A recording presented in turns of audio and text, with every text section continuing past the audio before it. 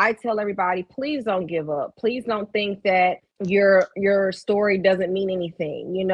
Like I said, this isn't for clout. I could care less for that. This is me telling my story, saying if I can do it, you can do it. It's all about how much time and effort you want to put into it. And don't sleep on Ancestry, because obviously at the end of the day, you see how real it is. A lot of people think that when they watch it on TV, it's like, oh, it's on TV. But to now actually do a podcast with somebody who actually went through it, who actually went on that website, it's real. So it's just like, all I can say is, don't give up. Just keep pushing. Don't give up. That $24.95 was worth it. Yo, man, shout out to Ancestry.com. Ancestry, y'all see this, man. Y'all already know what to do, man. Send a brother to sponsor. Y'all know what it is, man. This is the G Shit Podcast, where we focus on family, friends, finances, freedom, and our future. And everything else, you heard? This is the G Podcast. We got something special for y'all today. Let's go.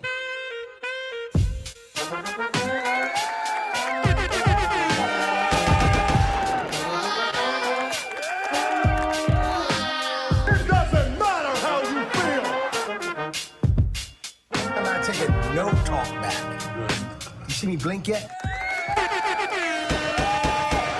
This is the G Shit Podcast, where we focus on family, friends, finances, freedom, and our future, and everything else. This is the G Shit Podcast. I greatly appreciate y'all tuning in. We got a great one for y'all today. It is a family affair. Today's episode features Kiara Eversley, one of a kind, story so unique, and you really can't write this.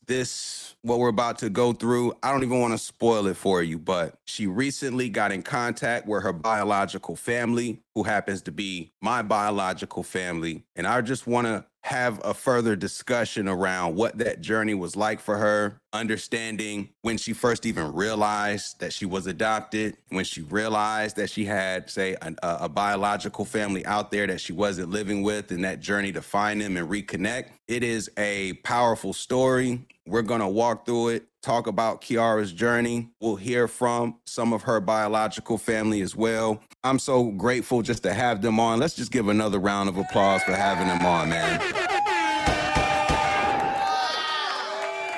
First up, we're going to bring on Kiara. Kiara, first and foremost, I got to say this to the camera, to everyone listening. I'm so grateful that you were willing to come on and talk about this with me, because I can completely understand that this is a sensitive subject. I can't imagine the types of emotions that you had to process along the way in your journey. And again, I'm just so grateful that you were willing to come on this platform with me and discuss it. So thank you so much for that. Thank you for having me. I can't wait. It's my pleasure. My pleasure. So just to get things started, Kiara, just, if you were to introduce yourself to a group of people, how would you introduce yourself, and how would you, describe who you are? Well, I've never looked at myself as a cocky or conceited person. So I really just step in the room and just say, hey, how are you? And then I feel like if I get that vibe, then it's nothing but laughter afterwards. So I love to make people laugh. I love to crack jokes, and I just love to have fun. So that's honestly me. And I'm very blunt. So it's like a hit and miss. So sometimes it's a good thing, sometimes it's kind of bad. But at the end of the day, like I'm an upfront person, but I'm a very kind-hearted person. Were you always so upfront? Were you I would say at a younger age, would you describe yourself as more vocal and upfront, or more reserved growing up? Vocal. My parents called me Miss Bossy. Since kindergarten, they would call me Miss Bossy. They would try to tell me, hey, Kiara, you're the child. You can't say too much, but I'm very strong when it comes to my family. So I didn't care. And I kind of still don't to this day. So I was very, very vocal when I was younger. So always been vocal, always been bossy from what I hear. When it comes to that bossy nature, you know, sometimes a lot of people attribute those characteristics to your sign. What is your sign, by curiosity? I am the fabulous Sagittarius. Okay. We We're can give a we're round the of applause bomb. for the Sagittarius if they out there listening. We can shout them out. And shout out to this nigga Kevin sucking on a chicken bone. I wish I could just throw him on the joint right now. Just to show you what he look like sucking on a chicken bone. Gotcha. I told you I can see. So shout out to the Sagittariuses out there. So, okay, is a Sagittarius known to be bossy? I think I might know a few, but I don't want to hurt any feelings here. So you tell me, what is a Sagittarius known to be here? We're very misunderstood. A lot of people think that we're mean, and it's not the fact that we're mean, we're just honest. And it's the fact that they get those two confused. And I think it's because we're so blunt and we're honest with it, they don't know how to handle it. So instead of us, you know, just being that upfront person, we're told we're mean. But we're not mean at all. But I will say, on my standpoint, we do love hard. We do go for what we do love, and we definitely go for what we want. So I think we're very outspoken. We're outgoing. We like to have fun. We're very adventurous. So I will tell you, like, we don't like to sit still. We're not complacent. We like to pick up and go. And to me, if you're not on that ship with me, you about to sink. That's just me. Starting here, like, because we talked about like that, you said your parents always called you bossy. The reason why we even crossed paths or even got to know each other is because of the fact that you were adopted, and later on in life found out that you had biological family who existed, and you got a chance to connect with them, and that's who I'm related to, those family members. And so, you know, when you talk about your parents, can you explain to me, I guess, were they always your parents? Did you know any other parents before them? Like, can you just help me understand, like, when you realized that not even when you realized, but just were these the only parents you ever knew prior to figuring out you had biological family? So growing up, I always thought it was my parents. I actually found out a horrible way that I was actually adopted. I found out at 9. It was one of those family meetings because we were talking about going on vacation, and I don't think he was doing it to be malicious or being spiteful, but my brother made a little joke and was like, "Oh, I don't know why you're in here. You're not part of the family." So I was like, "Wait, what you talking about?" So my mom and dad got mad because they didn't want me to find out like that, and they didn't want me to find out at that age. My parents really wanted to tell me when I was old enough to be able to understand, more so like high school. But when my brother, you know, came out and said what he said, that's when my mom and dad, you know, just said, "Hey, Kiara, you know, yes, you are adopted." And I didn't know what that meant. I was like, "Okay, so what does that mean?" And so they were just like, "You're not biologically our child. You're someone else's, you know, child." But, you know, they weren't able to raise you. So they were able to, you know, put you up for adoption for us to be able to, you know, raise you. So I knew at 9. But I really didn't put forth the effort until I was about 18, only because when I wanted to find out in high school, I was too young. And of course, I had to have consent from my parents to find out. My dad really wasn't feeling it because he was more so like, "I don't want you to get hurt," which any parent, you know, that's understandable. No parent wants to see their child hurt, you know, in the outcome of any type of situation. But once I turned 18, I was able to request my adoption papers, which I did. It wasn't a lot.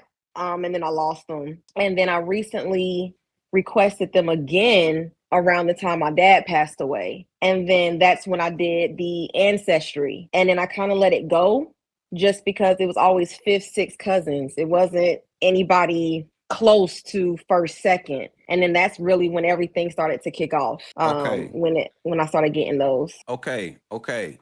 So you didn't necessarily, you don't have any memory of, say, existence outside of that household with your parents. Like you don't know or have any memories before that. Because I was adopted as a baby. What age So were you adopted? a month. 1 month old, you were adopted. Wow. Okay. Mhm. Wow. And so one of the things, like I think I've heard like the term closed adoption. Like what is like? Are there different types of adoption? And I understand like yours was like. Can you help me just understand what closed versus some other types of adoption? What that actually means? So there's closed adoption and there's open adoption.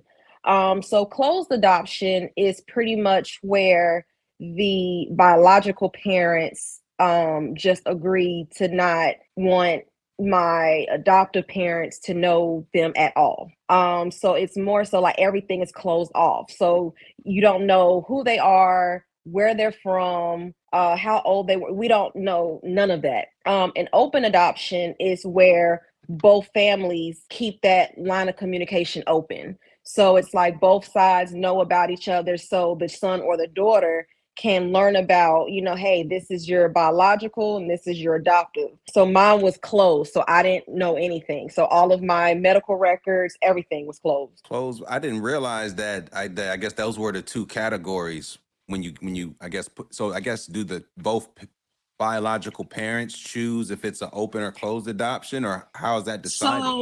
So from what I was told, back then when I was born, it was more so common for it to be a closed adoption. It wasn't really common to be open. And even still when it's closed, some people tend to still trying to find ways to, converse between the adoptive and the birth parents, but that's completely on them. But by law, mine was straight closed. So it just depends on how they want to go about it. There are some open adoptions. Like, I don't know if a lot of people watch it, but Teen Mom, there was one where her adoption, there was one of the cast members, her adoption, she gave her daughter up for adoption. Hers was open. They actually got to choose who they wanted their child to be raised by. I didn't have that choice. Once I was born, I was put in with a children's home society. And then, my parents said what they wanted. They said, we want a girl and we want a girl that looks like us. And I was that girl. So once they got me January 16th, 1989, I've been with them ever since. Alrighty. So what city, and if you don't mind sharing, like where were you born? So I was told it was Winston-Salem, North Carolina, but I later on found out I was actually born in Raleigh, North Carolina. Oh, okay. Right down the road from Durham. Right down the road. Okay, so you were born in Raleigh, but were adopted and grew up in Winston-Salem, North Carolina. Mm-hmm. And so you say, okay, so you were adopted at 1 month old. No, so obviously no memory of anything from before that point. And so you get adopted, and the way you found out, like I can only imagine what that felt like to hear that in such a hurtful way. Somebody essentially intentionally trying to hurt. So how many siblings did you grow up with? One. So it was just in the household. It was you and my older brother, a father, and an older brother. Mm-hmm. And so, what's the age difference between you and your older brother? 3.5. 3.5 years. So when he was 3.5, they brought home a 1 month-old young lady. He went from only child son to having to share this attention with a adopted 1 month old. And you found out at age 9. Mm-hmm. So let me ask you this: from 1 month to age 9, did you ever suspect something's just a little different? I didn't notice it. I didn't notice it from 1 month to 9. I didn't notice it at all. It didn't. I didn't think of anything different. It was just, brother, sister, mother, father. That's all my mindset was. But I will say, once after I did find out, as I got older, I was like, okay, yeah, it was starting to hit me just because their personalities are so similar. Not only their personalities, their birthdays are all a month apart, literally May, June, and July. Mine's all the way in December. But the personalities are different. They're more laid back. They're more, it takes a lot to get them upset. I'm a ticking bomb. So it doesn't take me that long to snap at all. So So talk to me about this ticking bomb. Like, what does that mean? You're a ticking bomb. the smallest thing will make me just snap on somebody. Like anything. Like it could be why did you leave the door open? Like it could be it could just be something small like that when my parents or my brother will just go and close the door and not say nothing. Me, I'm like, why did you leave the door open? Like you could have clearly closed the door. Or if somebody were to say something about my parents or my brother, they would brush it off. Like they would just walk away. Me, I'd be like, what you say? No, repeat that. Like I'll go. I can go 0 to 100 real quick. So when you were growing up, did you get into like altercations, or did you have did you get any type of fisticuffs in any frequency growing up?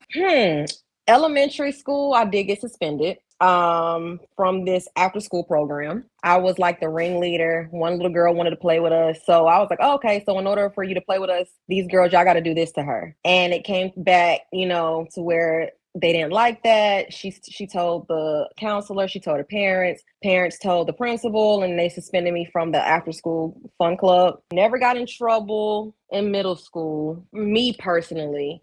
But if I seen something where if my dad and I would pick my brother up from school, from high school, if there was like him get into some type of confrontation with a female, I'll be ready to be like, who are you? Like I would go. Like I would just be like, okay. And it would be funny because a lot of people, to my brother, he would tell them, oh, my little sister. So to them, they were thinking that when he says little sister, they're thinking like 4 or 5 years old. But it's like, no, it's me being in the, 8th grade. Let me see. Not college. When I graduated from high school, I did got into a fight, caught one girl my brother was messing with. He dated. She was actually at a movies with some other dude. She didn't like that. My brother turned around and broke up with her. She called my phone talking smack. I was able to get off work early. I get to my parents' house. She's outside of my parents' house. I'm like, you need to leave. And she didn't want to leave. My dad tried to break it up. She swung and she connected my dad. So when she connected him, I went after her. The police were called. We were both taken downtown. I fought in college. I went to Livingstone College. I fought there too. I didn't get suspended. Very close to the head security guard. So that kept me from not getting suspended or expelled or kicked out of college. That's honestly been like the only thing I really gotten into. Oh no, I got jumped. In middle school, I got jumped. But then I came back and I got into a fight with them again. I won that fight. I wonder where like the at least in my experience, right? Because like I got triggers myself, right? Like I had to take anger management growing up. Me and Kevin got in the fisticuffs a couple times as kids. And a lot of my anger stems from what would be daddy issues, if you will.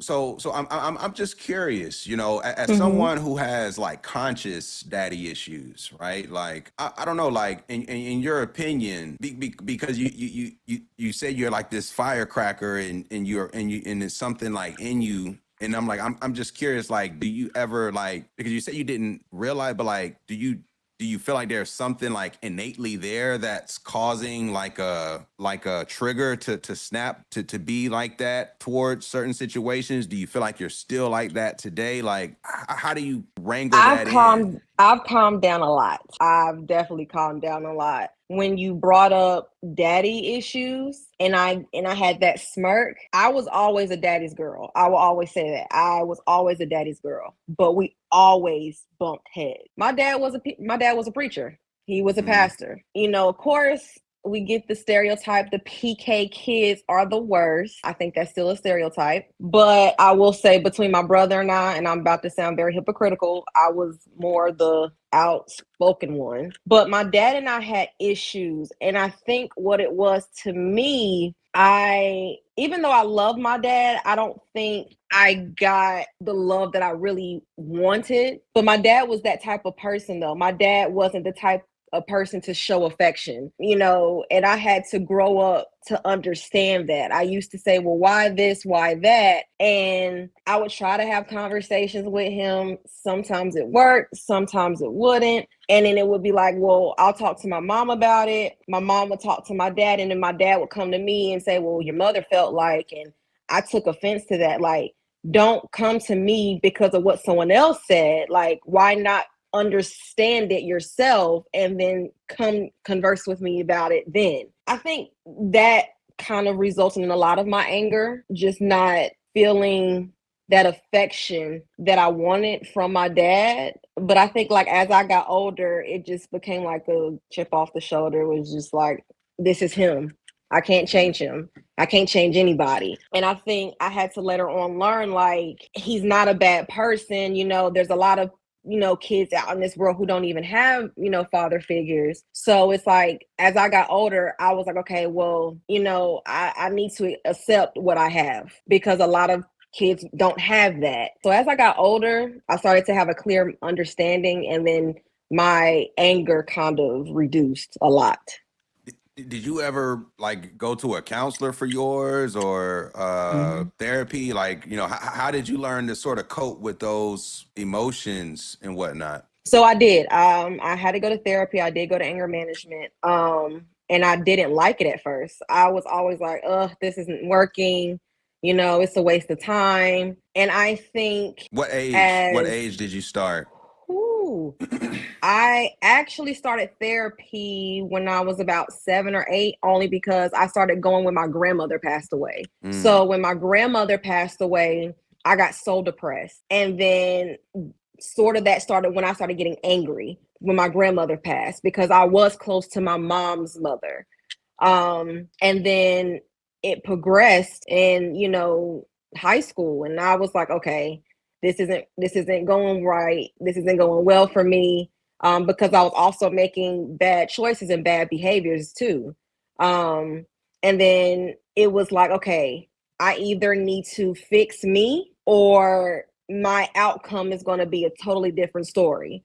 It'll either land me in jail or it'll land me 6 feet under. Because even though I do have an anger problem, you're not going to always have that person that's going to, match your energy. Someone's going to do something a lot worse.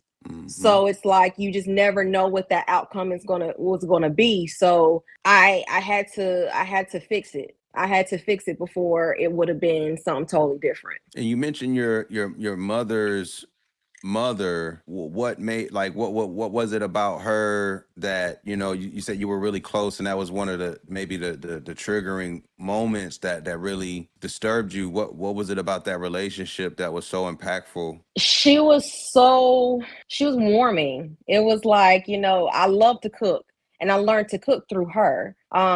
She lived in Lexington, North Carolina. So I would be like, hey mom, like, can I go stay with grandma? And it was literally like, I could just sit down and just enjoy what she would do. I would wake up early just to watch her cook. She would ask me to help cook with her. It was just that warmth from my grandmother. And I just loved every bit of it. And I think when she had passed away, not saying that my mom wasn't there, I just felt like I lost a piece of me when she passed away, just because I was just so close to her. She would let me do stuff my mama didn't want me to do. She would give me coffee. My mama wouldn't like it. And my grandmother still gave it. Yeah. And my grandma would still do it. So gotta love grandparents. Gotta love them. They're gonna do stuff. And I loved it. So it was, I just love her comfort, So like I said, when she passed, I felt like I lost a piece of me. when she passed away. And so, the timing of, so it sounds like she passed, and then shortly after the incident happens with when you find out that your parents aren't necessarily your parents anymore, because you say you're about 9 years old.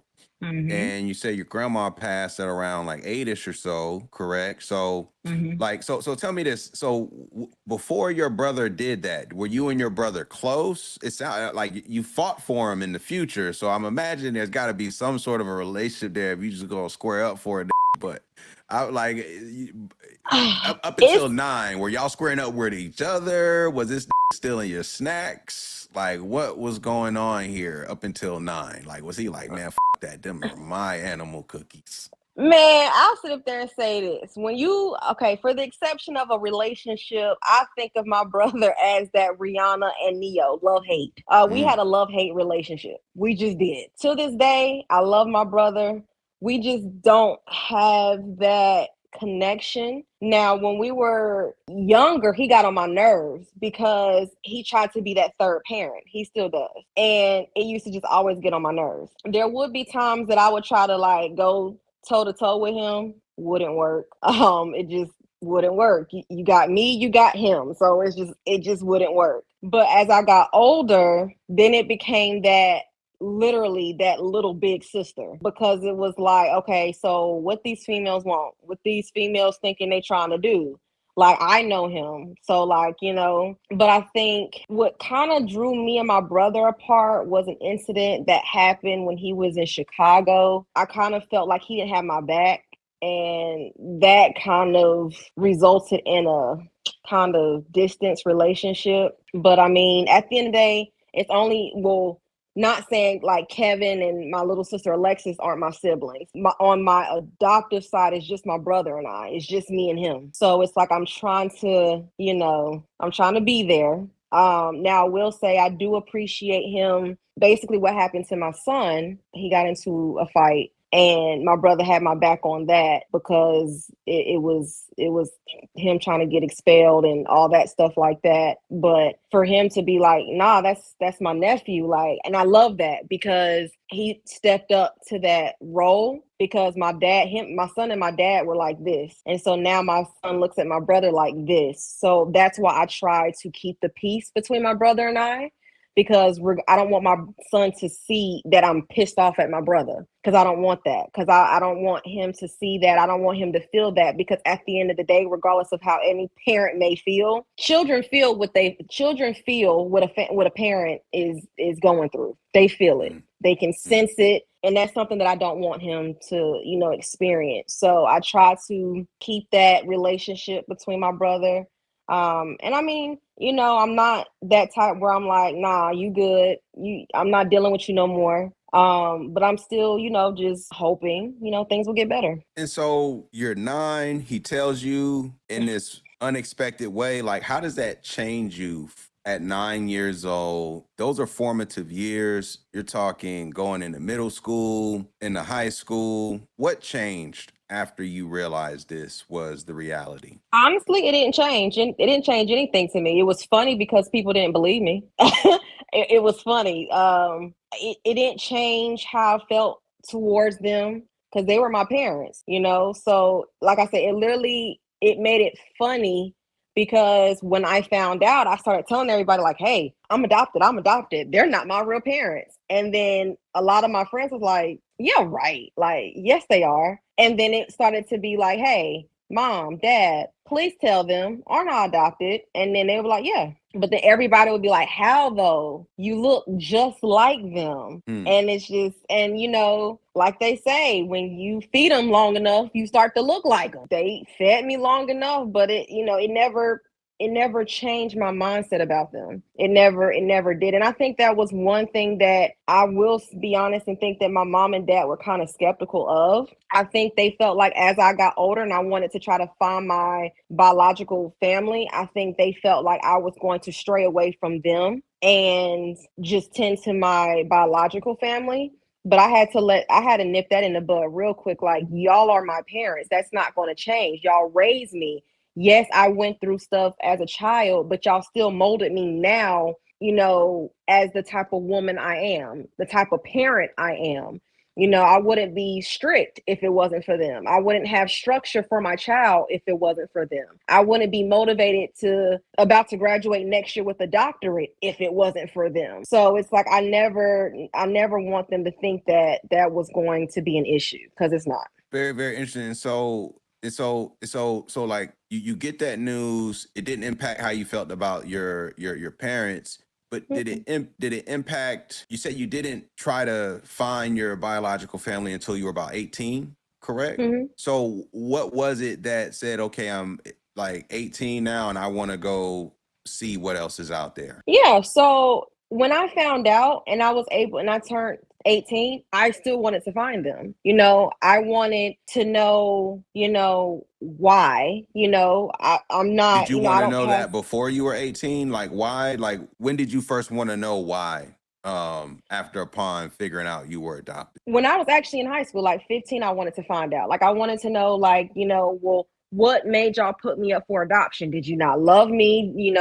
Did y'all feel disgusted of me? Like I wanted those type of answers. And I also wanted to know, like, well, where did I come from? Like I came from the Curry Eversley, family, but I also wanted to know, my birth mother and father. So it was more so like I wanted answers. I wanted to see, like, okay, everybody tells me I look like them, but I wonder if I look like them too. So it was always these type of questions and inquiries that I had in my mind that I wanted, to find them when I was 18, but it cost an arm and a leg. So I was like, I'm gonna chill out on that. So it's an expensive process to uncover this information? Oh yes. So when you first request your adoption records, that's not a problem. You have to write out that you are requesting your adoption records. You have to send a copy of your ID as well. They will send you a document back of your records, but then they'll say, well, if you want to reach out and try to find your birth family, you have to go through a private investigator. So the private investigator itself at that time when I was 18 was $500. When they sent me the paperwork when I was 18, it went up to $1,000. And then they also would charge you if your mother or father passed away, and then they had to go do some type of investigating with the aunt or uncle. That was an additional. And then the process could take years. So it's like, it's going to take years to do an investigation or months to do Ancestry. And that's exactly what it was. So I was like, okay, you know what? I'll just go the Ancestry route, which my mom convinced me to do. That was only like $24, $25. Wow. So how much did you invest before you did Ancestry? Like money wise? Yeah. None.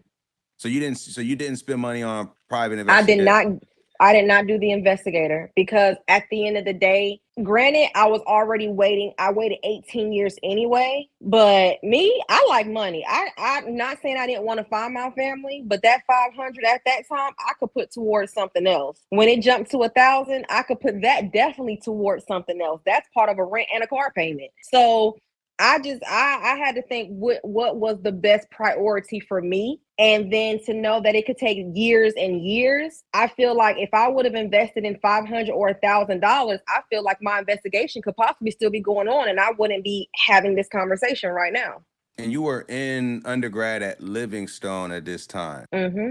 What did you study there while you were there? Criminal justice. Criminal justice. Why criminal justice? That's like what athletes study. So I wanted to practice criminal justice because of how I witnessed my mom. My mom actually practiced law. She actually practiced law for legal aid.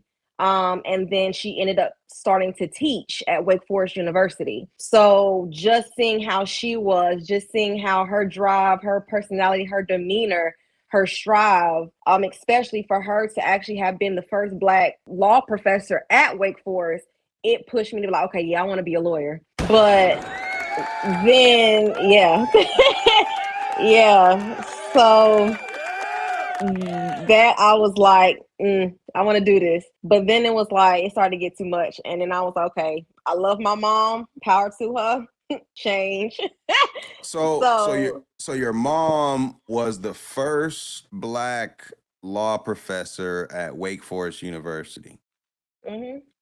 Wow. And so, like, did she specialize in a certain type of law or She just taught, well, at legal aid there's different types. So it just depends on what situation a client needs the help with. But when she taught it, it was legal writing. When she taught it, so she did a lot of legal writing, but it was still, inspirational and powerful, because even in the real world, I went through a lot of things and I'm like, hey, mom, this don't seem right. This don't sound right. Can you please take a look at this? So there'd be a lot of times that I really had my mom on my corner on a legal standpoint, because she would know how to handle the situation.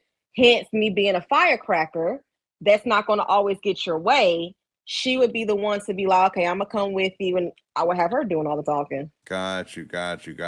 Okay, very, very, very interesting to hear. You're in undergrad, you study criminal justice. I heard you say, are you about to receive your doctorate, or December 16th of next year. So did you do your master's in something before the doctorate, or how did that work? Mm-hmm. So after I left Livingstone, I actually went back home to Winston. I was at Forsyth Tech for 2 years. I left Forsyth Tech. I did not want to go back to Livingstone, so I actually got admitted into Fayetteville State University. Shout out to the Broncos, all day, every day. I'm sorry, Rams. We gonna shout out the HBCUs. We got love. Shout out HBCU. Gotta shout them out. Yeah, absolutely. Yeah, Livingstone, Rams, Broncos, Blue Bears. You got to stand up, shout them out all day. I went there. I ended up graduating in political, actually professional studies. A lot of people get kind of like, what in the world is that? Short version, professional studies is, instead of you going in majoring for business or criminal justice or early childhood, you're going in and then you're taking more than one major and you're making it one major. So if you were to ever go to a school to do to get your grad, you don't have to restart or take other classes, because you've already have some of those classes already in your undergrad. So that's what it was with me. So when I graduated from Fayetteville State in 2018, in May, literally, I want to say June, July-ish, I started my master's program, and then I wanted to venture into business administration because I love paperwork. A lot of people hate it. I love paperwork. So I literally went to University of Phoenix. Anger problems. Yeah. So I majored in business administration. So I literally from 2018 to 2021. No, 2020, excuse me. Graduated with my master's, and then when I graduated in 2020, I started my doctorate program, and I've been doing it ever since, and I'm done next year. And what are you studying for your doctorate? So it's still the same as a lot of people think I'm getting a PhD. I'm not getting a PhD. A lot of people think you have to get a PhD to be a doctor. No, there's other programs as a doctor. Mine is Doctor of Business Administration. Okay. So with me, you go in and you can work in the corporate field, where the PhD, you're more so teaching. So that's the difference between my dad and I. My dad has a PhD. I don't. So I'm not getting, but when it's all said and done, I'll be the second Dr. Eversley. Got you. Okay. You went so how old were you when you did the Ancestry test? The second time, let me see. I was 30 Jesus, my dad died in 2019, that December. I want to say that December. So I was in my I was 30. I was about to turn 31. My dad passed when I was in my 30s, going to my 31st birthday. Okay. And so when did you get a significant, impactful result with the Ancestry.com? Victor may have to help me on this one. I want to say it was around March or April, Victor. Was that right? Yeah, it was April. Okay, April. April was when everything started. So April, it started because I had like a first, second cousin. Because at first it just lit up on my email and I was like, oh, whatever. But then I clicked it and then it said first, second cousin. So I was like, wait a minute. So the first response when I pulled it up, it was his brother Michael. And I was like, oh, okay. And then literally, like, I wouldn't even say like hours. Now, it took me a couple of hours to respond to Victor because I was at work during this time. But it was a short time between Michael and Victor when they had that conversation, like, yo, like, look at her. So I received a message from Victor on Facebook. And, you know, he came off, he's like, look, I'm not trying to scare you. I'm not trying to sell you anything, but like, I'm not Nigerian. Hey, like, yeah. I had no bean pies. It was more so like, you know, my brother Michael was on Ancestry and seen that, you know, it was a first, second cousin relationship. Like, you know, I'm curious. That's when I was like, I was adopted and then, I've been trying to find, my birth family. So Victor started asking me questions. So later on, it went from us messaging each other on Facebook to him asking like, hey, like, do you mind talking on the phone? So I'm like, yeah, sure. So literally it was me, Victor, Michael, Kevin, Catherine, their mother, like all of us was on the phone. Then they started asking questions. And then that's when I was pulling out my paperwork that I had from my adoption papers. And I was reading like, well, my birth father had this was going on with my birth father, my grandparents, everything. And so that's when, Victor was like, hey, like, are you down with us coming to meet you? So I'm like, sure. Even though we knew it was short notice, some people weren't able to because, kids work, and that's completely understandable. I would never knock anybody for that. Victor and Catherine was like, hey, is this time frame good? And I'm like, yeah. And without a shadow of a doubt, they shot to Winston. And then it was funny because it's one thing when you see a picture on Facebook, but it's another when you see somebody face to face. You're like, oh, these is me. We got this.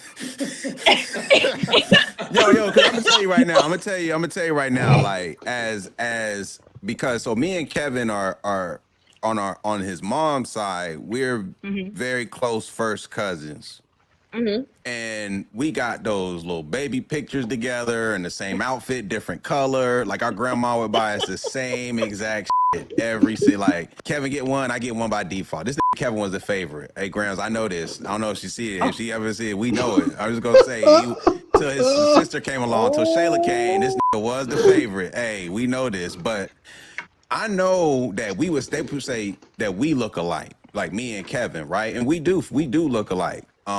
We look like we could be related, but his father's side, like, I thought we look alike too, but then when I see like him and his father, I'm like, damn, nigga, you look like you just a light-skinned version of your pops. Like, that's just and then it's like I'm looking at this angle, I'm like, yo, it's clearly that DNA is strong. Like, man, shout out to y'all, man. Y'all guys got strong. Yeah, DNA, it is. Because literally, I really don't even call Victor and Catherine like my cousins, because literally when I look at Catherine, like we call each other copy and paste. Literally. We literally call each other copy and paste. So it's like, of course she's a copy and I'm the paste. But it's when we took pictures before they left, and Victor can even tell you, because he was like, everybody was saying, dang, who is that? Like, it was crazy. Undeniable. It was crazy. But even when I think what Victor saw in me was, she really is a real chick. Like, she's not asking for nothing. And I didn't. Like, all I asked for was time. So you didn't want the 18 years of child support or any of the other stuff to come with you? You didn't want any of that backlog? G.I. Joe to come from the grip. Like, hey, I need my 40 acres in a mule. Like, I need the 40 acres in a mule.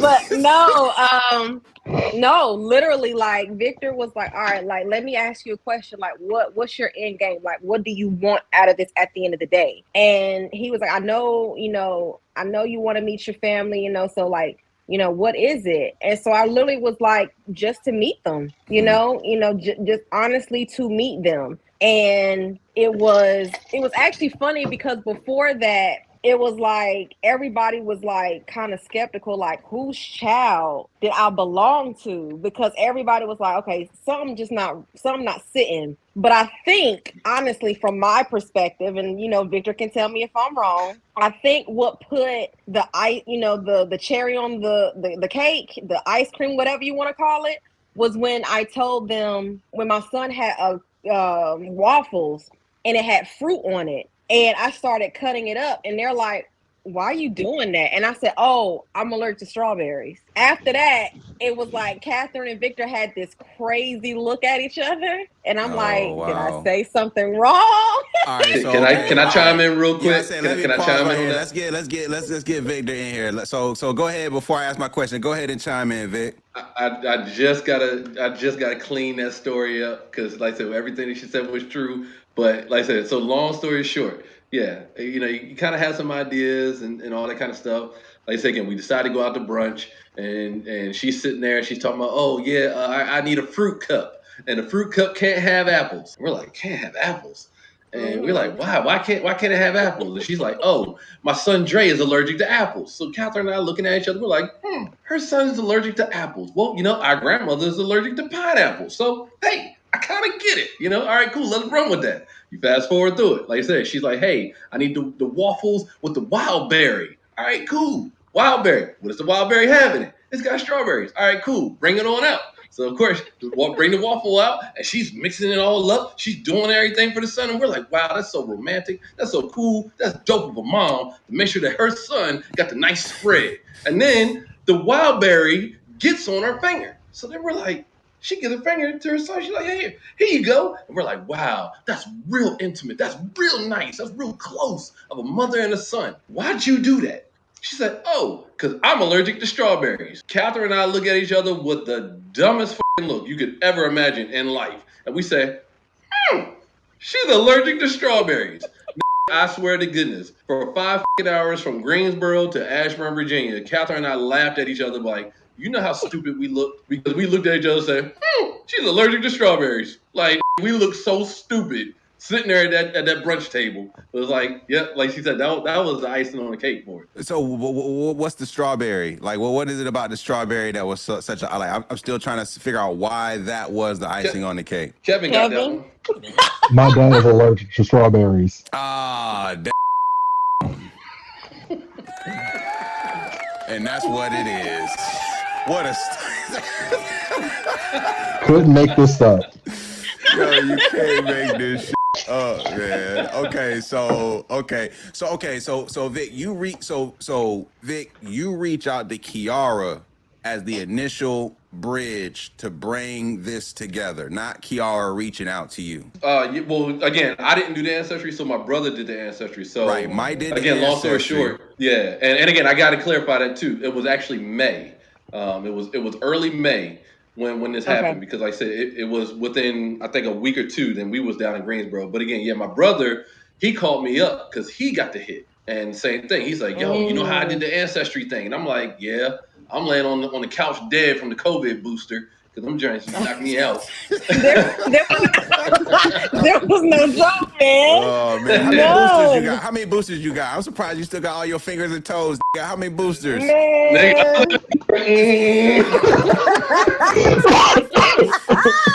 This ain't my real voice. Like, I used to sound like this from Coming to America. She's yo. I don't even sound like that no more. Voice got deep. Yeah. I got the Gerald voice now. I got the G shit podcast. I have to be the stunt double. But nah, so like I said, my brother hit me up and was like, yo, you know how I did the Ancestry? Yeah. He said, yo, I need you to take a peep at this. Of course, again, booster shot. I got one eye. The shit ain't even working. So I'm like, all right, I'll try to take a look at it. Long story short, I'm like, what the hell is this? He's like, yeah. Again, his read same thing as Kiara's, first cousin. And I'm like, yo, this is some wild shit. I said, did you talk to her? He said, nah. So I'm like, all right, give me a second. So again, like she said, I looked her up on Facebook, and again, you know, So wait, certain it gave you her profiles. first and last name? Yeah. So Yeah. Ancestry just out here sharing people's PII? Yeah, man. Yeah, man. Yeah. Yeah. I Like the mean, So only you thing sign you into don't that. So you that's what sign you into it. so when you okay, so that's part of when you do ancestry.com, they have the right to then share your personal information with whomever you With are your connected. matches. With your Wow. Yeah. matches, yeah. The only Mm. With your thing the matches. only thing it won't do is, of course, it will not put your social on there. It will not put your social, but it'll, because what you're doing is you'll get a kit and you have to put your saliva in that kit and then you have to send it off. So like they have whatever their, their chemists do, whatever they do, and then what they'll do is they'll come back and they'll say like 20% white, Caucasian, Nigerian, all that stuff like that. And then it starts to do your matches. So, like they were saying, my whole entire time, it was nothing but fifth, sixth cousins. That's why I was like, you know what? I'm done. And then I got that alert of first, second cousin. And I was So like, you wait a actually minute. got an alert and then saw the Michael name, but you didn't reach out. And then all of a sudden you got a Vic Taylor in your inbox hitting you up saying, I'm not a weirdo, but here's the deal. Pretty Yeah, because much. actually, like say again, my brother and I, like say again, as we looking at it, again, he didn't have really access to Facebook, but again, I didn't do the ancestry, so I didn't have access on that. So long story short, yeah, I was like, yo, bro, let's attack it from both sides. I said, you hit her up on the ancestry, I'll hit her up on Facebook, and whoever she contacts first, we just let the other know, and that's literally what happened. And so upon reaching out on Facebook to actually saying, we about to get in the car and go down there, what time? So this is a 2 week, 3 week, a month? Like how long until you make Wasn't even contact a month. versus? Yeah, it was like 2 It weeks. wasn't even. It was literally like 2 weeks. Wow. Yeah, it was like I said, because again, I remember it was May. Mother's Day came up, I think like a week or so later, and we were there before Memorial Day. Before Memorial Day weekend? Yeah. And so, Kevin, when did you find out that, like, from Vic's standpoint, he's like, I got a cousin out there. Are they thinking that it's your sibling? Like, what's the process of elimination here as people are starting to talk in the family? Because I know how Black families are. Like, it's like, like, what's the process of elimination here when, like, okay, we got first cousin. It ain't TTs. It ain't. It's like who like. How did that come to be? Because Kevin, did you do Ancestry too? Yeah, I eventually did Ancestry. But before or after they linked? After. It was much after. Okay. So I'm gonna be real with you. I wasn't ready to know. And I didn't feel like I was ready. And I wanted to make sure that I was doing it for me. And so I waited maybe until like maybe November. I think so. So November. Yeah, it was. I think I got it like in November. And Vic, y'all met in around what month? May. So you wait about 5-6 months or so till you actually took what? So what made you want to then take the test? Say 5-6 months after that fact. I just realized that this is something that I wanted to do for me. I didn't want any outside influences, and anything else affecting my decision. I wanted to be ready for myself. And when I felt that I was ready for myself, I ordered the kit and I took the test. Why weren't you ready to explore this in the initial onset of the discovery? Like what made you have that reservation that I'm just not ready to deal with this at this moment? To be honest, I don't have an answer for that. I just felt that I wasn't ready to discover what the future might hold or what our connection was. Okay.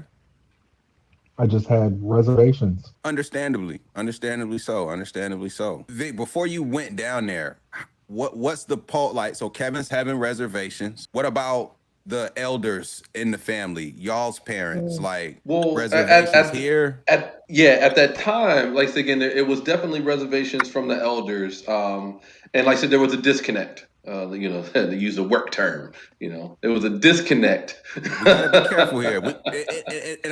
And let me say this, because people who I have a lot of respect for is going to see this, hopefully, right? Mhm. And everything's out of respect and transparency, in that, like, this is a powerful opportunity to learn for everybody, anybody watching, all colors, all backgrounds. Families are so complex, and so much is out of our control of what's our family. Like, I talk about this as a theme, like, there's you get to choose one well, maybe if you get, you get multiple partners and wives, you get a couple choices. But the idea here is you get to choose only a handful of family members here, right? Like, everything else is completely out of your control. Like, we don't get to choose our kids, we don't get to choose our parents, we don't get to choose our siblings, we don't get to choose our grandkids, etc. Like, we don't have no control over that. We do get to choose who we lay with and procreate with, but outside of that, we don't have choices in this thing called family. But yet it's so critical to our existence, to our futures. And from a podcast perspective, like, I'm big on those 5S: family, friends, finances, freedom, and future. And I think this sort of story, if I take a step back, it's not uncommon as we might think.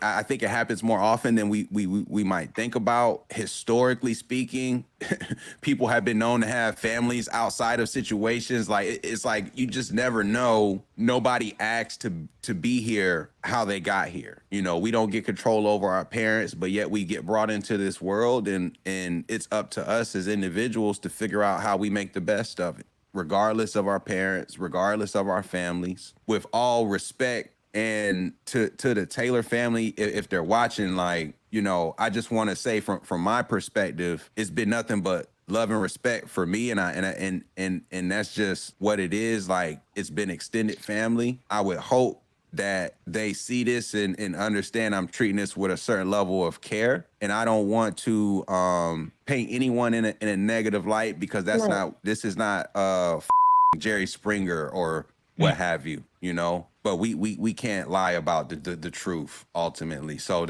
that's what this whole thing is about. And so I just want to say that. So with that said, I can understand it was a closed adoption, the hesitancy there. Like, ultimately, like, for you, Vic, first, like, you still made a decision to go down there. You and Catherine, like, y'all were like, we're going down there. What was the driving force to, was like, everybody, some others have reservations, but we're going down there to see what's up? Well, for me, I've seen the movie, got the T-shirt relatively. It wasn't in an adoption sense, but on my mother's side, again, we've found out about other cousins later on down the road. Like I said, again, it wasn't through the adoption. It was just that later on, the mother of the child eventually just brought the child around and said, you know what, I'm tired of my child being hidden, bring him around. And I've seen the effects of how that is with the child. Again, the child, like Kiara was saying, do you not love me? Do you not care about me? Where do I come from? Who am I similar to? Who do I look like? Like I said, because I definitely know from my mother's side, a lot of my cousins created this world in their minds that, hey, I am like, my quote unquote stepdad, or I am like, their side of the families. But again, that was something that was, it's still true, but still relatively created for them. I'm not saying for Kiara, but I know for them. And it was done out of protection for themselves, because again, they didn't know who they were. So now when you finally meet your actual blood family, you start realizing, whereas my father and I always say, there's certain things that are learned and certain things that are inherited. And you start realizing and finding out, holy shit, me being a firecracker or me being so reserved, that's a inherited trait. That's not a learned behavior. That's an inherited trait. Or the way that I smile, the way that I crack jokes, my dry humor. There's so many different aspects. So when you fast forward to Kiara's sense, this is now all through Ancestry. And because the family is so small, again, it was one of those, wow, what really happened? Again, like I said, without saying too much, like I said, when Kiara was reading her information, You know, I don't know if you kind of seen like some of those memes of like Homer Simpson fading into the bushes. You're like, Oh, That was me. Like at first, when I was like, we were like, yeah. Who is this? Who is this? Who is this? And then all of a sudden, she started reading her shit. And I was like, I faded into the bushes because I was like, holy shit, I know this. I know what's going on, but I can't say anything. You know what I mean? Because like you said, like your monologue, I'm not about embarrassing my family. I'm just not, you know, and that was the biggest thing for me. Let me see what I can get ahead of, or let me see what I can, you know, prepare others for that's coming down the pike, you know, because again, the train is already rolling. I can't stop the shit at this point, but I can right. still try to protect some of the embarrassment because others, again, they've grown, they got families, and again, this is not a one. This wasn't done by one person, you know what I mean? But the blame or the look will be on one person because that's the only person you see at this point. Kiara has two parents. She has two, but right now she only found one, and I didn't want that one parent to now get the brunt of any kind of anger, animosity, or embarrassment because now that's the one that's found. So again, when you fast forward through it, like I said, yeah, my mindset was let me help her get some answers. Cause she again, her thing was, hey, I just want some answers. Who am I? Where did I come from? What's my health history and you know, things of that nature. Those are actually very important things that a lot of us take for granted because we know who our parents are. Yeah. But when you don't know who your parents are, you don't know your health You history. don't know. Yeah. You know, and that stuff it really does hurt. I always go back to I don't want to ramble too much, but I always go back to when I was sitting with my father when I used to live with him, and I never forgot this episode of Law and Order. And long story short, it was two twins. One was a boy, one was a girl. What ended up happening was the one that was a girl was not fully developed as a boy, so the parents No, turned exactly her what you're into talking a about. girl. Yep, sure did. And when the girl found out that she was actually a Actually, a boy, boy. Mm-hmm. she started screaming. She's like, I always wondered what was wrong with me. I knew something was different about me. I just knew it. But the parents didn't give that information. So not to say obviously Kiara's a boy, but it's just one of those things where you don't know your history. But it's like, where did I come from? Like, I knew something was different. As she said it in the beginning, I knew something was different about me, but I didn't know what. And you fast forward to when I have, like I said, we all sat down at dinner and Catherine and Kiara are looking at each other, and I No snapped a question. picture. No question. No question. No question. I'm No telling you, they question. were looking No in the mirror question. at each other. I mean, even without Cat, it's like she's in the fold. Like it's like no question. It's like no like it me just seeing Kevin, and then when I saw the picture, I was like, oh yeah, bro. But that said, I think it's a beautiful thing, if I'm being honest. The Catherine and Kiara ability, talk almost every day. that's it's like the ability for, you know, I think that we as human beings, where we are often flawed, is that so I believe that everything here is mental. Okay, I truly believe everything is mental, and where I think we often struggle is we think too much about things that have already happened that don't Yeah. have an impact on what I can actually experience tomorrow. So if I spend my whole 24 hours today thinking about what I did yesterday, or how cool I was in elementary school, or the bitches I was in high school, or what, like, niggas get stuck in the past all the time. Like, all we do is think about the past, even from a traumatic standpoint. That's like, you know, you get stuck in these traumatic episodes, and then they prevent you from experiencing new things because of the fear and the trauma associated with past experiences. So you're like, you know what? Yeah. And you get too locked in on things that are out of your control, things that'll never change, versus using your mind to build a future that you actually have control over. Like, we're all here, and there's a tomorrow, and being able to connect with family that you didn't even necessarily have in the past. Like, some people could sour over that and completely not have any connection moving forward whatsoever because of the past, right? But I think it's important to highlight here that, like you just say that y'all talk all the time. It's building in real time. who knows what that will turn into over time, but there's already generations, cousins, uncles, and all that other stuff that have yet to really be intertwined. Like that to me is a beautiful representation of what the future can hold when you focus on the right things versus focusing on things that you don't have control over that aren't going to benefit you. As we look to like in this forward thinking, it's like I know, and I have not shared this, but Kiara's father, Dr. Carlton Eversley, I am a graduate of Winston-Salem State University, and you can't make this stuff up. Kevin is my cousin who is Kiara's brother. And before they even knew they were siblings, I had already crossed paths with Kiara's father at Winston-Salem State and took his class. Okay. And it was my African American history class. Like that was my class. I had him as a professor. And what I want to just say about your father, because he is a well-known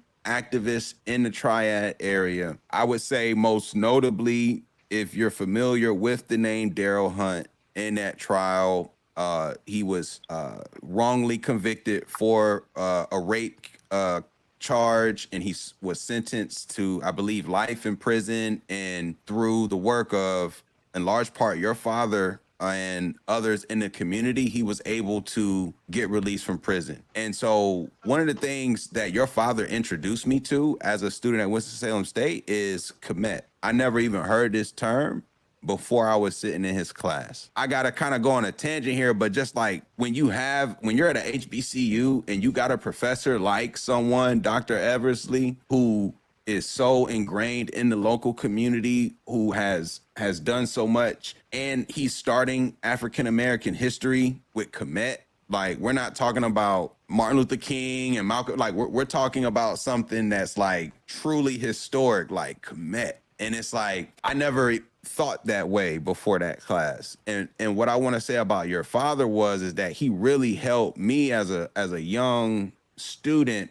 I smoked a lot of weed in undergrad, and arguably to this day.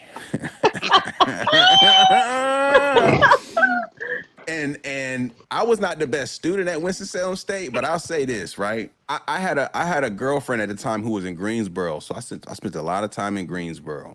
So I didn't go to a lot of classes. I went to his class as often as I possibly could. I made sure I was in Winston, ready to go to his class. So I just wanted to how small the world is, how you cross paths. Like you just never know. As we start to close out here, Kiara, can you tell me what it's like? Like you talked to Kevin before you talked to your actual father, correct? Yes. What was that like for each of you, talking to your sibling? I felt like there was a breath of fresh air. Sad to say that I'm still the youngest, one of them, but it's okay. But oldest in the check. It's okay. It's okay. But I felt relieved. And even when I had a conversation with Kevin, it still wasn't to the point where it's like, oh, well, if I can't talk to Dad, then I don't want to talk to you. I literally did not care, because even the conversation Victor and I had, he was like, hey, Slim, I'm going to let you know, like, give it time. Don't rush it. But just to know, you Catherine and I, we your family. We not going anywhere. So that's what I took with Kevin too. Like, okay, yes, I want to meet him. But, I've already met my two cousins, and now I'm meeting my brother. So it's like, if it ended with my brother, I was fine with that, because I still found my family. Yes, it's not going to be the person, who, implanted seeds and everything, but it still showed that I still had family from my biological side. So when I had conversations with Kevin, our conversations would get deep. Like, we would joke around or everything like that, but I could literally have deep conversations with Kevin, literally. And it's just like these conversations that I'm having with him, it's like me and him known each other for years, literally known each other for years. And it was only at that time. And to me, I was like, dang, like this is real deep. So just to have that you know, and even to this day, he still supports me. We still have conversations. He'll still tell me like, all right, nah, that's not good, sis. Like, in my opinion, I don't think it's good. And I like that because I'm the type of person, please don't tell me stuff that I want to hear. I need to be told stuff that I need to hear. I may not like it, but I'd rather it be told of what I need than what you think I want.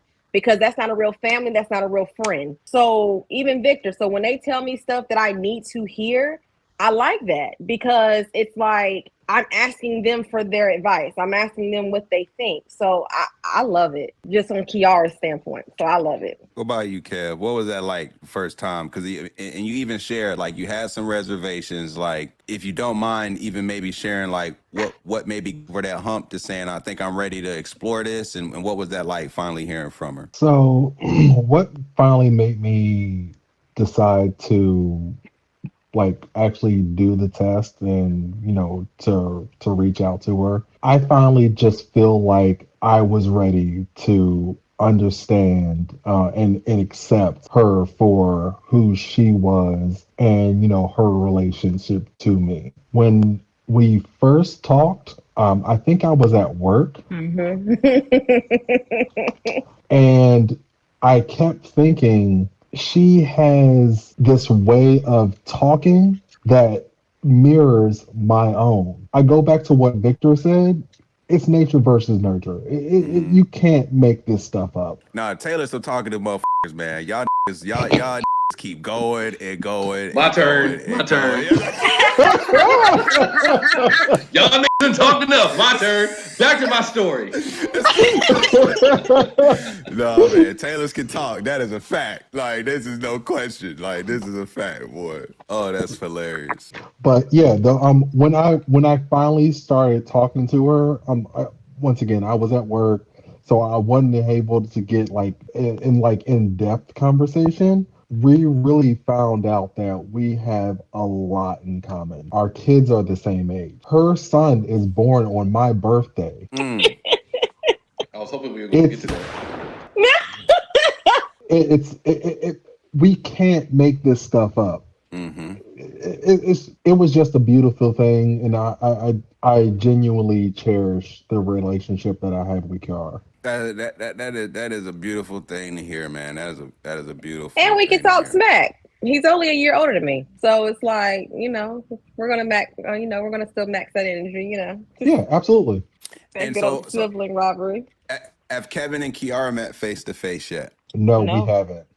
When she came at Christmas, I had the flu. I think I do When remember she talking to. Yeah. Okay. Yeah. when she came the first time, I think during Father's Day, That was I when I first came, and it was more so of I literally had just got out of surgery. And when I mean I literally just got out of surgery, I was there for 10 days. I came home, and then boom, I shot to Maryland. So it was like I was like in no shape, form, or fashion. Like, okay, I need to lay down somewhere. Like I'm in horrible and tremendous pain. So yeah, and Victor already know. Victor had to pick me up and get me out the car.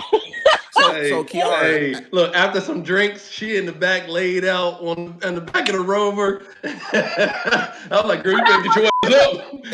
I'm too drunk to be picking your ass up. Drinking. We was at location drinking, and she in the back. She's like, cuz, help me out. I'm like, son, you better get your ass up. I'm drunk too. She's like, I'm not drunk, I'm hurt. yo. that mean extra drunk. Like, No, my surgery was that bad. Like, no, my surgery was really that bad. Like, it was funny. Like, I'm in pain, but it was funny. It was hilarious. Like, It was. I was just like, dang. So you link with Vic and May. Kevin, at what point do y'all first connect and have a conversation? If they link in May, when do y'all have a conversation roughly? Maybe like the Outside of following January. It was a Yeah. month before I conversed with our dad. So was Kevin sort of the bridge to get the conversation with your father? Like was that sort of the bridge to say like it's time now? Like, do you mind talking to me about that? He when he did Ancestry, I think that's what put the icing on the cake. Like, people at that point, people needed reassurance. Like, people needed to know, like, okay, because I actually got a call from Catherine and she was like, yo, did you just get like a message? And I was like, yeah, I got a DNA Ancestry message. And it was from Kevin. And the message was the relationship. And the relationship was close to first relative, and then on the bottom of it, it gave different categories of how it could be. First of all, he's nobody's aunt. I was like, he can't be my uncle. And then it said half sibling. So I think, and I mean, I can't touch on it because I don't know how it happened, but I think after that, I don't know if it was either Victor or Kevin who related to our dad and be like, hey, here. And then that's when everything just came to light. Hey, but Key, you hit me up. You sent me a screenshot, and you were like, "Hey, cuz, what does this mean?" I said, "Slim, that mean that your brother." He did. I did. Like, literally, I had a dumb moment. I had a dumb moment because it was like, I'm on the phone with Catherine, but I'm sitting here screenshotting this to Victor. I'm like, Victor, like, it really made it seem like I didn't know. Like, I was all the way dumbfounded. And they're like, bruh, really? Like, I was like, "That your brother." God damn it. Like, look. It was like I needed him to clarify something that was smack in my face. Like, it was like, really? And it was literally like smack in my face. But when he said he had reservations, going back to that, I don't knock him at all for that. Mm-hmm. And I think because at the end of the day, like, you can't rush somebody who's not ready yet, because then you're not doing nothing but going to make the situation worse. Mm-hmm. So when it was time, that's when he knew. So at the end of the day, like, Victor and everybody in that family can say, I never rushed or pressured or forced anybody. And I think one thing about it was, they looked at me like, dang, like, she's really not rushing them. And me and Victor had this conversation. I was like, I waited this long. So when it was time for Kevin to say, like, look, I have my reservations, I can't knock him on that. That's making me a selfish person to knock him on his own feeling. So when he took it upon himself and, like he said, got himself together and did it for him and not anybody else, when he was ready, that's when he was ready. So that's and that made it easier even for me. Like I said, being I don't want to say playing both sides, but being on both sides, because then that gave me the comfort to tell the parent, hey, this young lady, she's not out here, she's not looking for no money. She don't know, she didn't know if you got any money. I didn't know anything. Right. She don't know nothing. Because I didn't tell Kiara anything. I told the parent everything. I didn't tell Kiara anything. But again, like as she said, the day that we went down to Carolina and met her, Catherine and I sat in the car, and I just told her, I said, like she told you, just be patient. Just give us some time and be patient. We'll work on this. So, and that's literally what ended up happening. So like I said, when Kevin then did his thing and like I said, solidified aspects of it, but again, I was planting those seeds to be, because again, at any point, if I felt uncomfortable, I was pulling the plug. But at no point, Kiara never made me feel uncomfortable. Again, I got to meet her mother, and her son all at the same time. Mm-hmm. You know what I mean? And just even like when we left dinner the night that we met, I actually got the opportunity to walk her mother to the car. And her mother was just thanking me, for like coming down to meet her, and she was just proud of how, my sister and I presented ourselves. And I'm like, how we presented ourselves? Look how y'all presented yourselves. Like, we're proud to be a part of y'all now. Like you said, we're stuck together. So, it was just that kind of mesh. So, yeah, it worked out. It works out. But as you can see, there's a difference between her personality and mine. And you said you've been in a class with my dad. We got a different personality. Well, goddamn it, I want Llewellyn as my goddamn teacher. I don't want Kiara. I don't need to be nobody's teacher. That's why you a doctor and not a PhD. Sure not. I will not be that. I will not be that. What was that like for you, Kiara, when you actually met your biological father and you look him in the eye and you see this person and it's just like what is that moment like for you? Honestly, when I first seen him, like face to face, I said, like, like when I look like him, I was like, It's oh tough. my. It's tough. Yeah. I think what it was not only meeting him, but being able to hug him, being able to laugh. Cause Right. then I'm like, dang, now I see where my personality came from. Wow. And then I think afterwards, it Wow. was when I'm meeting everybody else, like everybody. So hold It on. was more. Let me pause there for a second because again, you were given up at birth, adopted at 1 month, but yet you have such similarities to your biological family from a personality and what's the other word I look from a personality and like a characteristic standpoint. You share a lot of the similar It's all traits. nature. It's all nature. Nurture or nature. Yeah, nature. You're saying it's all It's nature. It's just all genetic. nature. It's just in the blood Inherited. Literally. to be loud niggas. Even Kevin and our sister. Even Kevin and our sister Alexis. It's She crazy. looks exactly like her. Right. I'm Right. I no libations, no bullshit. She looks exactly Right. like Nicole. Right. So let me Right. even Right. squeeze in on this one real quick. So again, going back to the original meet, when we found out about Kiara, like Kevin said, he stole my line. No libation, no bullshit. Anyway, so when Shut we up. first, that's my but Shut up. when we first found out about this, and again, it was on the Ancestry. Again, when Michael showed me a picture, he said, again, I was one of the first person he said, who does this look like? I'm like, holy that look like Scoot. So then I take the name and I go on Facebook, but then I'm like, holy she look like our aunt. And then I go through a couple more pictures. I'm like, God damn it, she look like Catherine. So, like you said, it was that she just inherently looked like us. You know what I Yeah. mean? Like Yeah. there And was no there's one separating that. picture, and there's one picture in particular that everybody, oh, I can't even talk everything. Oh well, people see it. There was That's such one an picture, inappropriate comment. I'm not gonna say. Go ahead and continue. just saying. I mean, it fell. I told you I'm very blunt. It comes All out. over. I just not gonna say it at all. Just Oh, continue. Yeah. there was one picture. I don't know who put it together. Someone put it together, but there. Me. Okay, it was you. So there Probably was a Vito. picture of me where I had short hair, and they put it right beside our Aunt Denny, and everybody afterwards just froze. It Like it's uncanny.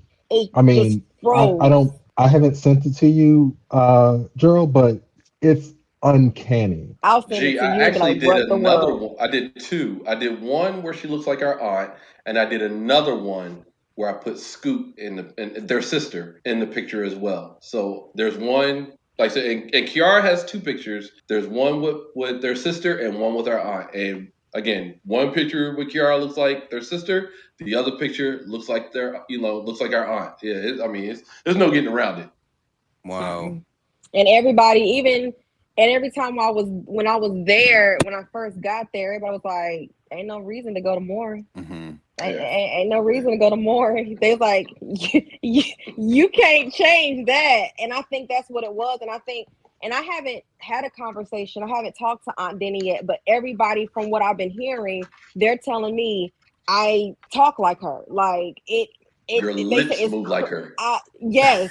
They're like, I talk like her, everything. And I'm like, oh, okay. So it's been crazy from the best friends to everybody. It's just been crazy. That to me personally is like the most like intriguing takeaway in that there's so many similarities and you didn't grow up around these people and you Mm-mm, didn't even really have any connection to these people, but yet mm-mm. inherently still you are what you are. It's like a whole your whole is like you are what you are before you got here. It's like you are what you are. No matter you could try and change, but that just the top layer. man, you was who you was before you got here.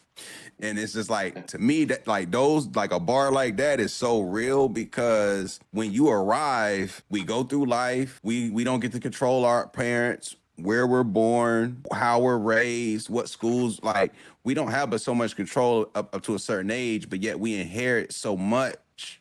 Where does it come from? And having no connection biologically to that, you know, I gotta say, I just can't imagine that has to cause some sort of just turbulence along the way, whether it's be conscious or unconscious. I just think that has to cause something. And I'm just curious to, like, now being connected with your biological father, knowing that connection, seeing and feeling and touching it, what has changed, if anything, since having this connection? And I'm just curious to hear if how that's impacted you since. I'm the same Kiara. I'm the same Kiara. Like, literally, like, he said something to me that stuck to me. I feel like when you said everything happens for a reason. Now, I'm not sitting here saying, oh, I felt like it was time for my dad to leave this earth. No, I wasn't expecting that at all. Like, that was a nightmare to me. Literally, getting that call, seeing him, that was a complete, utter nightmare. So his words was, I'm not here to replace Dr. Eversley. I cannot replace him. I am trying to be an enhancement. I want to, get to know you more. I want to be able to, help out if I need to, be able to, give advice, because, you had one person that was in your life for 30 years, and now he's like, and I can't take that away from him or you, but I want to start. So that's what I don't take it away. And I've even told him, I'm not angry at you at all. And he's told Victor that, he's like, she's literally said she's not mad at me. I'm not mad at you. I have no reason to. I have no reason to be upset, because I can't knock you for what what happened. Like, I can't. I can't get mad at you for that. And I think that was something that was surprising to him, because I think maybe he thought I was going to be upset, but it was quite the opposite. So to like get to know him, it's just like, wow, one door closed, another one literally opened. And it's like, I hate that door closed, because that was a door that I didn't want closed anytime soon. Let alone, I felt like, because my whole mindset, honestly, growing up, when I found out that I was adopted, my mindset pictured in me, if I ever got married, I wanted to meet both of them, and I wanted both of them to walk me down the aisle. Mm-hmm. That was exactly what I wanted. And so when my dad passed, it broke me, because he would never be able to walk me down the aisle. But it still didn't take away the fact that I now have another one that can walk me down the aisle. Probably have a gun, with a bullet ready to toss at somebody.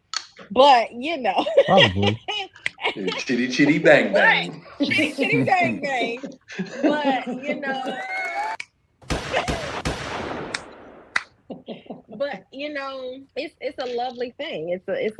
This is literally something that it is a dream come true. This is something that I was like, wow, I didn't expect this, but I love the outcome. I love the outcome. And now all I want to do now is I want to bring everybody together. So like, I want my mom to come, I want my brother to come, and I want him to, because I even asked him, I said, so how does it feel to have another brother?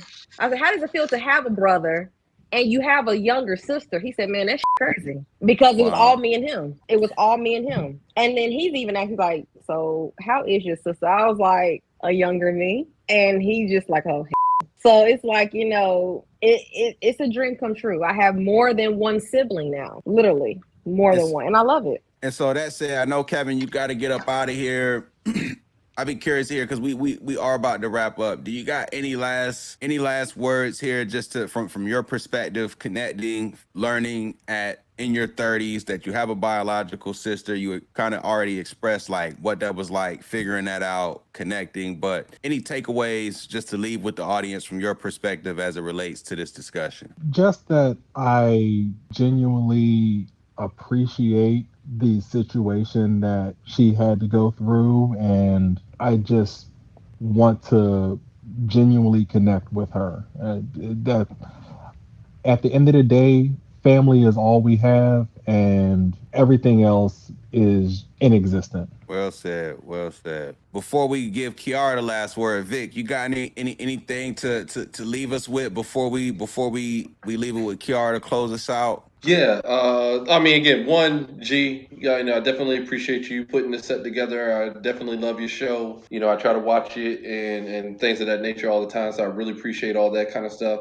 But on top of that, one thing that I just want to add or say that if I'm never on a show ever again because you didn't got a cancel culture from G podcast, but one thing that I appreciate about this show and like I said again, that I hope that we as a Black community take on is not saying I'm good. Anybody that knows me, again, I laugh with Kevin about using, the no libation of bullshit. I got a couple of sayings, but one of the sayings that I don't say, like, people are like, oh, don't say the word nigga. I say the word nigga all the goddamn time. But one thing that I hate when Black people say is I'm good, because that is so individual. You know what I mean?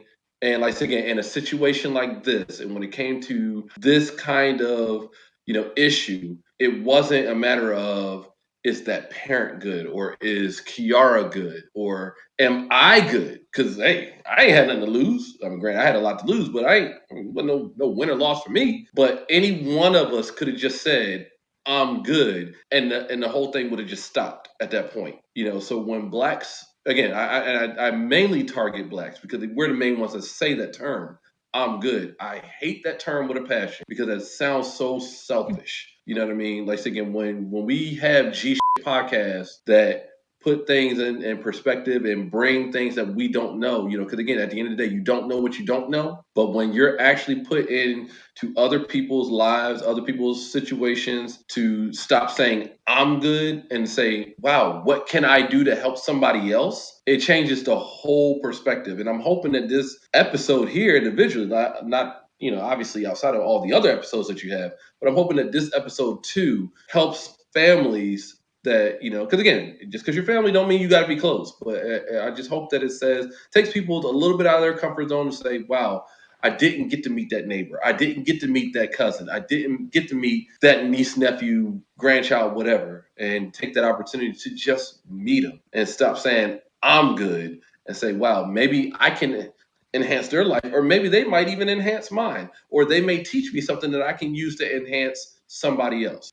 So that's, again, I thank you, Kiara, for being vulnerable in this situation. I appreciate you, G, putting this together, and again, thank you all. Yeah, man, and I think the diligence and the urgency in connecting with Kiara in that time frame upon finding out that she was out there, I think that's to be applauded, man, because like myself, I wouldn't have gone down there in that time span. Like I just know I wouldn't have. Like it's just it's unfortunate that like it's to your point, man, and I need to be better as it relates to going out of my way to connect with people. And what you did to go out of your way, literally to get in a car and drive 6 hours to have that face-to-face conversation, even when like other people weren't necessarily in the same mind state to do so, like that's very admirable and most definitely deserves to be applauded, man. We need to see more of that proactive sort of just that more proactive sort of activity in our community to get people connected, man. So kudos to you for that. I do got to give a shout out to, like I said, to my sister and to my brother, Michael and Catherine, because again, they were a huge part of this. Most Michael definitely. did the Ancestry, so, and he brought it to my attention. He trusted me with that. And then same thing with Catherine. Catherine joined me in the trip to Winston-Salem. So again, shout out to both my siblings, because again, even a lot of this stuff, doesn't happen even without them. So thanks to Michael and Catherine. Most definitely. Shout out to them. Kiara, I'm going to give you the final words here before we wrap up with the outro. Is there anything in particular that you want to just leave the listeners with before we close it out? I just want to say thank you for even, asking me to come do this. I definitely enjoyed it. I think, I will say this. I don't put my business out there to just put it out there. Everybody has a story, and there's a lot of people who are probably in the same predicament as I'm in. And anybody who's listening, anybody who's going through what I'm going through, or has somebody that knows somebody that's going through this, don't give up hope. Like, don't give up, because you just do not know what can happen at the end. Patience is key. It's all about patience. I have to learn patience. And this situation right here shows me how patient I really can be. Because like I said, I lost one father and I gained another. I lost, a lot of people in my family around the time of this situation, from a father to a grandmother to an aunt to a great aunt to a cousin, all in the same time frame, from my dad passing away in 2019 to everybody else passing away in 2020, literally back to back to back. And then to come up and, finally have more family. So I tell everybody, please don't give up. Please don't think that your story doesn't mean anything. Like I said, this isn't for clout. I could care less for that. This is me telling my story, saying if I can do it, you can do it. It's all about how much time and effort you want to put into it. And don't sleep on Ancestry, because obviously at the end of the day, you see how real it is. A lot of people think that when they watch it on TV, it's like, oh, it's on TV. But to now actually do a podcast with somebody who actually went through it, who actually went on that website, it's real. So it's just like, all I can say is, don't give up. Just keep pushing. Don't give up. $24.95 was worth it. Yo, man, shout out to Ancestry.com. Ancestry, y'all see this, man. Y'all already know what to do, man. Send a brother to sponsor. This is the G podcast, where we focus on family. What does Ancestry focus on? I mean, this is the perfect partnership. What are we even talking about, man? Like, come on, family. Man. Ancestry.com, drop the bag. Ancestry, this is the G podcast. If you want to figure out where your family members are, Ancestry.com. Tap in. It's where to go. This is the G podcast. I greatly appreciate the family hopping on. Kiara, I greatly appreciate you sharing your story here on this platform. Vic, I greatly appreciate you hopping on and helping facilitate the conversation. Kev, you probably somewhere sucking on a chicken bone. I know what you're doing out there off the camera, man, but I appreciate you hopping on too. My brother, I love you. With that said, man, this is the G podcast. This is where we focus on family, friends, finances, freedom, and our future, and everything else. This right here was episode featuring Kiara Eversley. Look, man, like she said, don't give up hope. Just don't give up. This is the G podcast. We'll see y'all next time.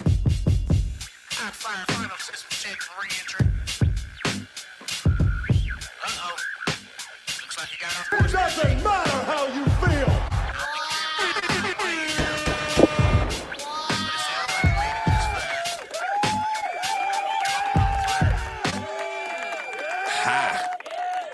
Appreciate y'all, man. We're going to drop it right here.